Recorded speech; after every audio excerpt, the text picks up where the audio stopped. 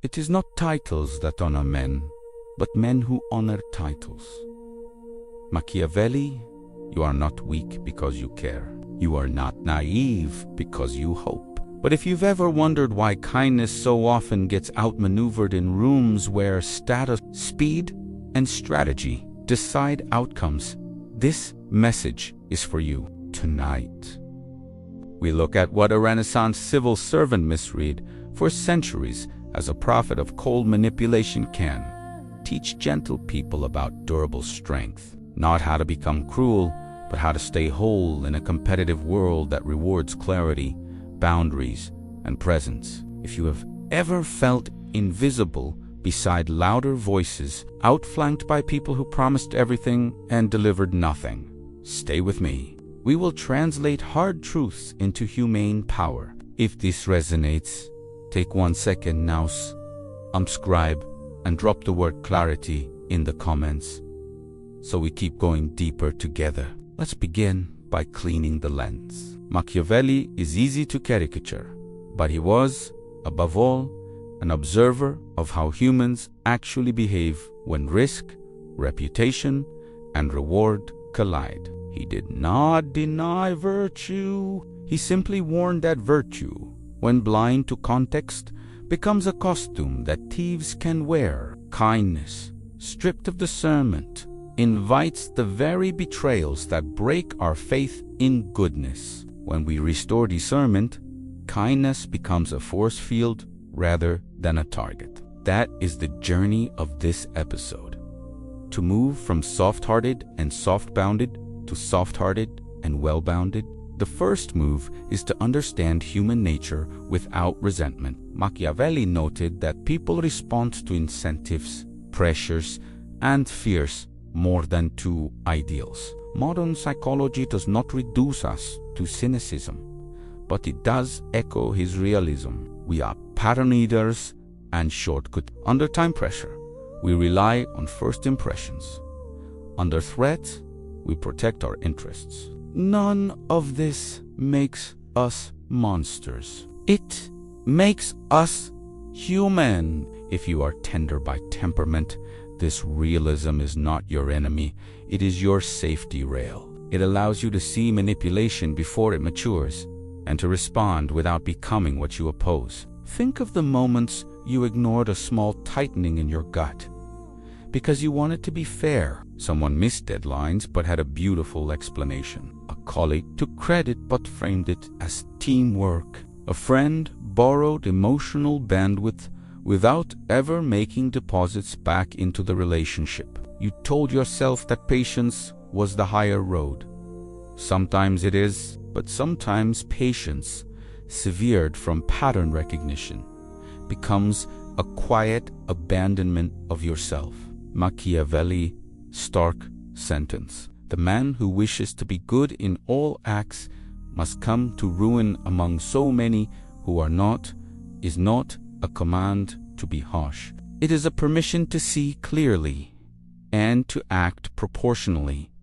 You can require reciprocity without losing compassion. You can say no without becoming less loving. You can withhold trust until behavior earns etant. Remain, in essence, a kind person. This is why stories like Jean Valjean's still move us. He is not strong because he is sweet. He is strong because he learns when to show mercy and when to set boundaries, when to shield the vulnerable, and when to disappear from the reach of those who would exploit his goodness. Kindness that does not learn becomes prey. Kindness that learns becomes shelter. The second move is to respect the power of appearance. Men in general judge more by the eye than by the hand. Machiavelli wrote, meaning that perception precedes proof in most social exchanges. That line can sound manipulative if you stop reading too soon. Keep reading and you find an invitation.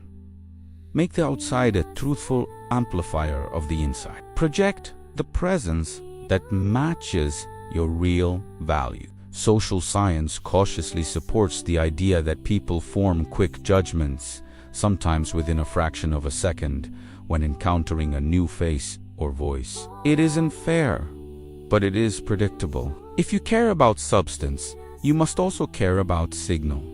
How does this translate into the textures of a day? You walk into a room and your shoulders are slightly rounded, your voice barely above the floor, your eyes scanning for permission to exist. You may be brilliant, but the room is already writing a script for you. Flip the script without lying. Stand as if your spine remembers that you belong. Let your first sentence be complete and paced, not rushed and apologetic. Make your request or your position in declarative language, then stop talking. Silence isn't emptiness, it's emphasis. Your wardrobe does not need to be loud, but it should be intentional. Your posture does not need to be aggressive, but it should be grounded. In Hamlet, the villain secures power by crafting an appearance of virtue. We do not imitate his deception. We learn the meta lesson. Appearances shape narratives. Let your appearance tell a true story early enough that people can recognize you. If appearance opens the door, adaptation keeps you in the room. This is Machiavelli's third move. The world tilts, often without asking your permission. Strategies that worked last season meet realities that did not exist when you wrote them. Rigidity masquerades as integrity until the storm arrives. Then it reveals itself as fragility. The art is to adapt without trading your soul. Heraclitus saw it long before Florence everything flows. Ulysses, in the old poem, survives less by brute strength and more by creative adjustment. He listens, restrains, reroutes, waits, and when it is time, he acts decisively. In our century, adaptation might look like learning the language of your industry instead of resenting it, mastering the meeting format instead of mocking it, choosing the right medium for your message instead of insisting on the one that flatters your comfort. You are not abandoning values. You are selecting vehicles. You are making it easier for the truth to travel. There is a quiet dignity in this. A teacher who loves depth learns to open with a story before introducing the theory. A developer who dislikes politics learns to frame trade-offs.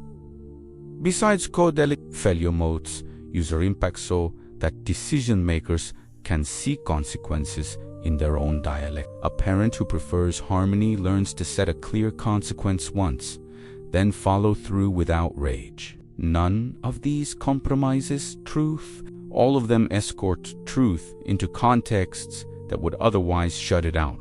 The fourth move is the most controversial because it confronts our longing to be liked. Machiavelli warned that, if forced to choose, it is safer to rely on respect than on love. He said this because love, in the social sense, is often conditional and volatile. People change their minds. Groups shift their norms. Admiration rises and falls with fashion and favor. Respect, once earned through consistent competence and boundaries, tends to be more stable. The aim is not to make people afraid of you. The aim is to become someone whose standards are clear, whose no actually means no, and whose yes actually means yes. In that clarity, teams take you seriously. Friends trust your word, and opportunists find no easy handles to grab. In practical terms, inspiring respect begins with self-respect. You forgive quickly, but you do not forget patterns. You delay your commitments until you can keep them. You reward reciprocity, not flattery. You do not perform virtue for applause. You practice virtue for alignment. When conflict arrives, and it will, you choose calm precision over theatrical anger. You name what happened. You state the boundary. You propose a repair if one is possible. You accept that some will call you cold because you refused to be convenient. That is the price of being a warm person with a sturdy frame. Notice what starts to happen when these four moves converge. Understanding human nature makes you less shocked and more skillful. Respecting appearance lets your inner value be legible. Adapting keeps you relevant without selling yourself. Prioritizing respect stabilizes relationships that used to yo-yo between adoration and disappointment. The result is not a hardened heart. It is a clean vessel. You can love people more freely when you are no longer auditioning for their approval or outsourcing your safety to their moods. There is a philosophical undertone worth naming: Nietzsche, often misread as a cheerleader for cruelty, said something piercing. Goodness without the ability to set terms is weakness in a mask. You do not have to agree with his entire edifice to see the warning light. Your compassion deserves a structure. Kant, coming from another direction, insisted that we treat persons ourselves, included us, ends in themselves, never as means only. Respect becomes the moral architecture that lets you give without being used, receive without being owned, and lead without theater. If you want one more lens, consider the nervous system. Fear, shame, and social threat are not just ideas. They are whole body events. When you habituate to overgiving and underbounding, your body learns a loop. Please, placate, pay later. Retraining this loop begins in small, repeatable acts. You ask for time before answering. You write down the promise you are about to make and check it against your energy, your calendar, and your priorities. You end a meeting on time even when the room keeps fishing for one more minute. Your biology notices. Your voice stops shaking. Your breath returns. What looks like power from the outside often begins as steady breathing inside your own ribs. Let's bring this to a scene you already know too well. You are in a negotiation salary, scope, contract. The other side floods the zone with friendliness and urgency. In the past, this combination would have flattered you into rushing because you feared that slowing down meant losing the deal or losing the relationship. Now, you play a different game. You honor the warmth without surrendering your pacing. I appreciate the enthusiasm. I'll review the numbers and reply by Thursday. You do this not to dominate, but to restore parity. If the deal is real, it will respect the boundary. If it evaporates because you asked for time, it was never a safe deal. You did not lose. You learned early. Or consider the social arena friends who only call when they are in crisis. Your old pattern was to sprint, even if it meant neglecting your commitments. Your new pattern is to love them without performing saviorism. I'm here for you. I have 20 minutes now, or we can schedule longer tomorrow. If they punish you for being a person with limits, they are not rejecting you. They are rejecting adulthood. The grief will be real. The freedom will be larger. By now, you may feel the tension between authenticity and strategy easing inside you. Strategy, rightly understood, is not a costume for the cunning. It is love's logistics. It is how goodness travels through imperfect systems without losing itself on the way. When Machiavelli writes about the need to be both fox and lion, he is not prescribing cruelty. He is describing reality. Some situations require gentle cunning to detect traps. Others require firm strength to move through them. If you refuse one of these capacities on principle, you force the other to carry a weight it cannot bear. When you cultivate both, you will stop ping-ponging between resentment and regret. So, how do you start today without turning this into a performance? Begin in the smallest theater you control, your next conversation. Tell the truth 10 seconds sooner. Ask the clarifying question you usually swallow. Name the boundary once without apology.